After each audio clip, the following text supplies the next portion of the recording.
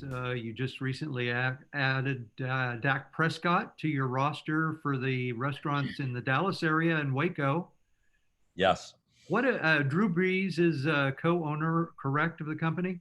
correct. Yeah, Drew's a co-owner, my partner in the parent company. Correct. And now you've got Dak Prescott. Are you going to field a team? Yeah, it's funny how things happen, right? But I think I was asked this why Dak. I said because he fits us. We're aligned on so many different ways. It's more than just being a big pro athlete. Same as Drew. We weren't actively searching for celebrity or pro athletes to be partners or be part of the team. But when our goals and our vision and our core values align with a potential investor, then it makes it easy. And so, yes, I understand Dak is the quarterback of the Dallas Cowboys, right? America's team. But, the type of human being that he is, just like Drew, just a good person and that understands that they want to be a part of something like us and fighting for that underdog. Walk-ons are underdogs. And so our goal each day and our vision is to be more than a restaurant. Really inspire a lifestyle that celebrates the underdog mindset, and everyone's an underdog. Everyone experienced an underdog moment in their lives, and I think Dak is a testament to that as well, especially what he's gone through here in his last 12 months. So it just fit us, and I love that he's going to be a part of this brand and representing us in the DFW market.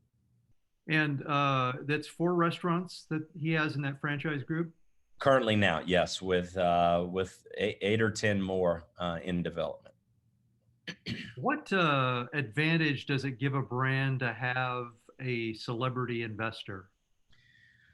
You got to be careful with it, right? Because sometimes it can just look like a marketing play. And lots of brands, lots of companies can go out and pay someone to be a paid spokesman. And honestly, that's short-lived. That's nothing that's very authentic. And yeah, it may boost some sales for the short term, but is it something long term? So that's not the way we look at it. Like I just mentioned, we look at it as a true partnership. Can he bring value to what our vision is and what our why is? And so if it's just about going out and selling a few burgers and maybe some shrimp po' boys this weekend, we could have done that with a paid advertisement. But it's a long-term play for us. It's a lifestyle for us, and these are the type of people that we want to represent us. And so it's for us, like I mentioned, it's not we're not actively out there pursuing anyone like this. But when people call us and they're like, man, I love what you guys are doing, can I be a part of it? If our values align, then it works. You think the restaurant will industry will be in general at the end of this year and into next year? Any pivots you made that you're keeping with your Walk-Ons brand?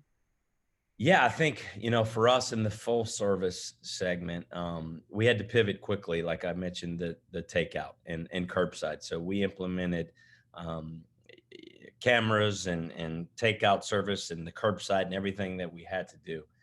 I think it is the new world for the restaurant business, especially for us. And I think some of the things that we may have implemented right away for safety needs, are probably here to stay because of convenience, right? And so we learn things, and so would we have pivoted that quick and gone into installing cameras and making sure we were curbside ready that quick? Probably not.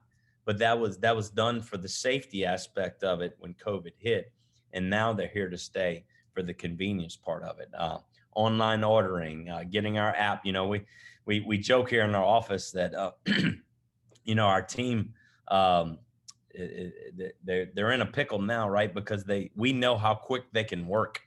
Some of the goals that they had maybe for the entire 2020 year last year, we rolled them out in a couple of weeks, maybe a couple of months. And so we said, we got you now. I mean, we understand you can work a lot quicker, but no, it's we learned a lot about ourselves. I mean, and about our footprints as well, because pre-COVID, the smallest footprint that we had designed was still around 8,000 square feet. Um, Going into COVID, having 25, 50% occupancy, still doing the type of sales that we were doing pre-COVID told us a lot about ourselves. Maybe we don't need these huge buildings. Maybe we can reduce the square footage and the seating capacity and still do the same sales volumes that we were before. So we have a whole new prototype that's getting built right now. The first one's down in Lakeland, Florida. Prototype have a significant reduction in square footage? Yeah, so it's we cut about 1,000 square feet. It's right around 7,000 square feet. Um, got a little bit more efficient with the space design. It's not that we didn't take out that many seats, but we did get a little bit more efficient with it. But we looked at it as, okay, what do we get credit for? What do people want to see when they come in to walk on? So of course we still have the wow effect when you walk in and you see the banks of TVs and the beers on tap, and our kitchen size really didn't reduce any, just because we had to make sure that we could still produce the type of food that we have. But and for our franchisees as well, we wanted to make sure that we were listening to them, and how do we get a little bit more economical on the buildings. So we feel like we cut 15, 20, maybe in some states 25% off that total on that building cost, which is significant. And so especially some of our franchise partners that are doing multiple locations in the year, you can, that's a good bit of cash by the time you're in. So it's just, once again, that dare to serve mentality, making sure that we're there for our franchise partners. A lot of brands in the casual dining space reduced their menus considerably during the pandemic and also coming out of it. How did you guys do? How did you approach what you're offering the consumer in that regard? That's one thing we didn't touch, Ron. We stayed true to where we were before. I think we made a commitment that just because things were different doesn't mean we had to change what people loved about walk-ons. It goes back to what I just mentioned. What do we get credit for? What do people want out of walk-ons? And that's a big reason why our takeout sales were so good during the pandemic, because we're not your typical sports bar. I mean, you would think a sports bar, a global pandemic happens and there's no sports on TV and you can't sit at a bar. You're going to get crippled, right? Well, at first we were, but within a couple of weeks, we were 60, 70% of our sales, pre-COVID sales, with 100% takeout. And that was proven to us that our food is, this what people wanted. And so we made the commitment, and it wasn't easy because we could have taken the easy way out and said, we'll just cut. That's easy. That's too much labor to prep that and all those things that go into executing our full menu. But we thought it was imperative to make sure that our guests and that patronized us pre-COVID, just because, I mean, they wanted the old walk-ons. And so we had to do what we had to do to provide it to them. So as we emerge toward the end of 2021, what is Brandon Landry's passion at this point? You can't go somewhere if you don't know where you're going. It's the map, right? And so we just want to be more than a restaurant, and inspire that lifestyle that celebrates the underdog mindset in all of us. And so if we can do that, yeah, the food's good, the beer's great, our buildings are awesome. But if we're doing our stuff internally and making sure that we have a very, very strong foundation and everyone understands it's more than a restaurant, how are we impacting our kids that are working for us?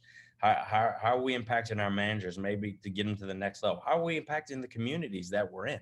Our Game On Foundation, or are we building courts in the area? Are we giving back to the schools and giving them equipment?